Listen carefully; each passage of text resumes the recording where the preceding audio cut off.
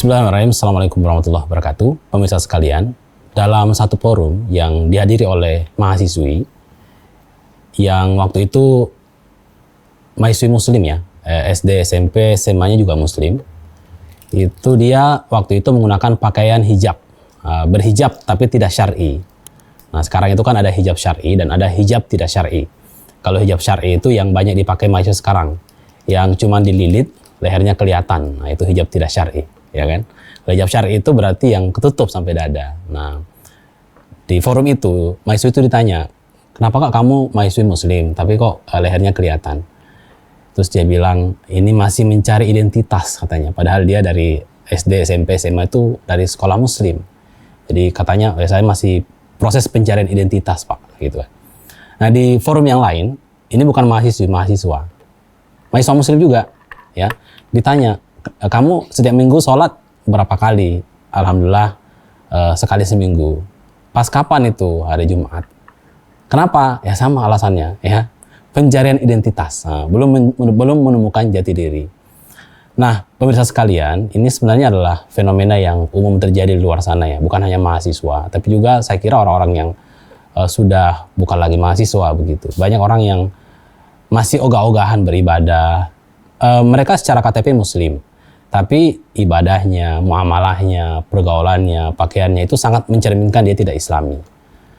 Nah, ada apa masalah? Masalah apa? Atau kenapa kok bisa seperti itu? Dan bagaimana cara atau jalan keluar untuk menyelesaikan atau menangani masalah ini? Nah, pemirsa sekalian, kasus ini sebenarnya bukan kasus yang terjadi sekarang ya. Ini kasus yang juga terjadi di era Nabi SAW. Itu bisa kita lihat kalau kita buka dalam Al-Quran surah Al-Hujurat ayat 14. Nah di ayat itu dikatakan satu waktu sekelompok orang Arab Badui itu datang kepada Nabi SAW dan mengatakan qalatil a'rabu amanna. Jadi amanna, orang-orang Arab itu mengatakan kepada Nabi, wahai Nabi, kami telah beriman kepada Allah Subhanahu wa taala. Tapi Allah itu ingin memberikan pelajaran buat kita semua, ya. Kemudian Allah itu langsung memberikan menyampaikan kepada Nabi bahwa wahai Nabi, wahai Muhammad, kul, katakanlah kepada orang Arab itu, lam tu'minu walakin kulu aslamna. Katakanlah wahai Muhammad kepada orang Arab Badui itu, kalian itu belum beriman, lam tu'minu walakin aslamna, tapi kalian katakanlah atau kalian katakan saja kami telah berislam. Mengapa demikian? Walamma yadkhulul imanu fi qulubikum. Karena sebenarnya walaupun kalian itu mengaku berislam, tapi iman itu belum masuk ke dalam hati kalian atau dalam dada kalian. Wa in tuti Allah wa rasulah la yalidkum min a'malikum syai'a. Kalau kalian itu taat kepada Allah dan Rasulnya, maka dia tidak akan mengurangi sedikit pun pahala amalmu. Nah, pemirsa sekalian, ternyata dalam ayat ini tuh memberikan kepada kita pelajaran bahwa iman dan Islam itu dua hal yang berbeda. Orang yang berislam secara status mungkin iya, tapi belum tentu dia beriman. Kapan dia dikatakan beriman? Itu ketika dia sudah mendeklarasikan Islam, beriman dan kemudian taat kepada Allah Subhanahu wa taala. Nah, sehingga kalau kita kembali dalam masalah tadi, ada banyak orang yang mengaku Islam, mengaku beriman, bahkan sekolahnya dari SD, dari TK, sampai perguruan tinggi juga muslim, gitu. Tapi ternyata banyak lalai dalam ketaatan, bisa jadi dia statusnya masih Islam, tapi belum beriman. Maksudnya apa? Iman itu belum masuk ke dalam dadanya dia belum meyakini sebetul-betulnya Allah Subhanahu wa taala sebagai pencipta, meyakini Al-Quran sebagai sumber kebenaran, meyakini Nabi sebagai teladan, sehingga iman itu hanya sampai di lisan dengan status Islam bagi dia.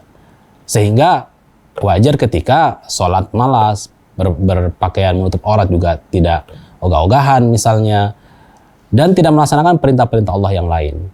Kenapa? Karena imannya belum kuat, belum tertanam ke dalam dada. Nah, itulah mengapa para ulama itu memberikan keterangan bahwa yang dimaksud dengan iman itu adalah iqrarun bil lisan. Mendeklarasikan keimanan itu dengan lisan bahwa asyhadu alla ilaha illallah wa asyhadu anna muhammadar rasulullah, ya kan? Yang pertama. Yang kedua adalah tasdiqun bil qalbi. Membenarkan dalam hati, meyakini sebetul-betulnya bahwa memang Allah yang Maha Pencipta, memang Rasul sebagai teladan, memang Al-Quran sebagai tuntunan. Kemudian setelah itu wa amalun bil arkan, kemudian dilaksanakan dalam perbuatan kita sehari-hari. Jadi orang yang betul-betul beriman itu pasti akan kelihatan bahwa dia orang yang beriman. Dengan cara apa? Dia melaksanakan semua ketaatan kepada Allah Subhanahu wa taala. Dan sebaliknya, orang yang imannya itu masih dipertanyakan, orang yang masih ragu-ragu dalam beriman, itu pasti juga kita bisa melihat gitu. Perbuatannya belum betul-betul taat kepada Allah Subhanahu wa taala. Malah perbuatan-perbuatannya, ketaatannya bukan kepada Allah, tapi kepada ya mungkin style-style kekinian, ya kan? Hijab kekinian yang bolong-bolong misalnya. Mungkin hari ini hijabnya kelihatan lehernya, mungkin besok-besok hijab mungkin beda lagi gitu. Tapi intinya adalah hijab yang tidak syar'i gitu. Nah, oleh karena itu bagaimana mencari jalan keluar ketika kita menemukan orang-orang seperti ini, orang-orang yang memang masih setengah-setengah dalam berislam? Maka yang pertama kali yang kita perlu cek adalah seberapa kuat imannya kepada Allah Subhanahu wa taala, Rasulnya dan Al-Qur'an sebagai tuntunan. Nah, kalau ternyata belum, ya sudah. Kalau kita punya kemampuan untuk menjelaskan, ya udah kita mulai dari kenapa sih kita harus beriman kepada Allah? Kenapa Allah itu salah satunya Tuhan yang harus kita sembah?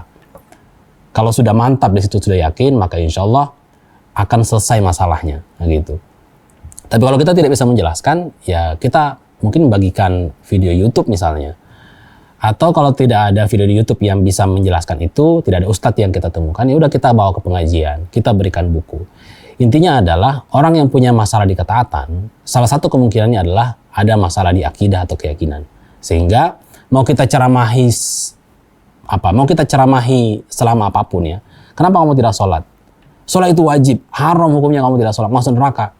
Bagaimana mungkin dia takut neraka kalau dia nggak yakin sama Allah gitu. Sama orang menggunakan handphone. Kenapa kok sekarang di mana-mana kita bawa handphone? Karena kita yakin dengan handphone itu dan fungsinya.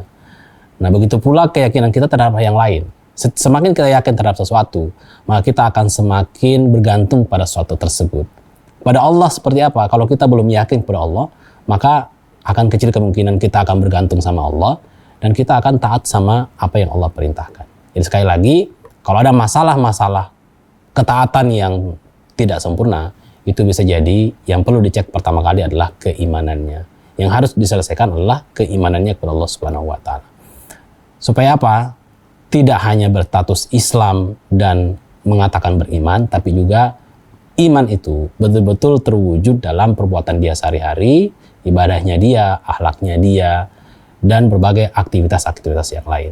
Dan kalau itu terjadi, maka insya Allah ketika ada orang yang berislam dan beriman dengan sempurna, maka insya Allah pasti akan menjadi orang yang paling baik, orang yang paling soleh, orang yang paling berakhlak, orang yang paling bermanfaat, dan seterusnya. Nah, itu bisa menjadi ukuran bagi kita, ya. Baik tidaknya iman seseorang bisa dilihat dari ekspresi dia sehari-hari. Demikian pemirsa sekalian, semoga sedikit ini bermanfaat buat kita semua. Begitu juga pengingat buat diri saya sendiri. Mohon maaf atas segala kekurangan. Assalamualaikum warahmatullahi wabarakatuh.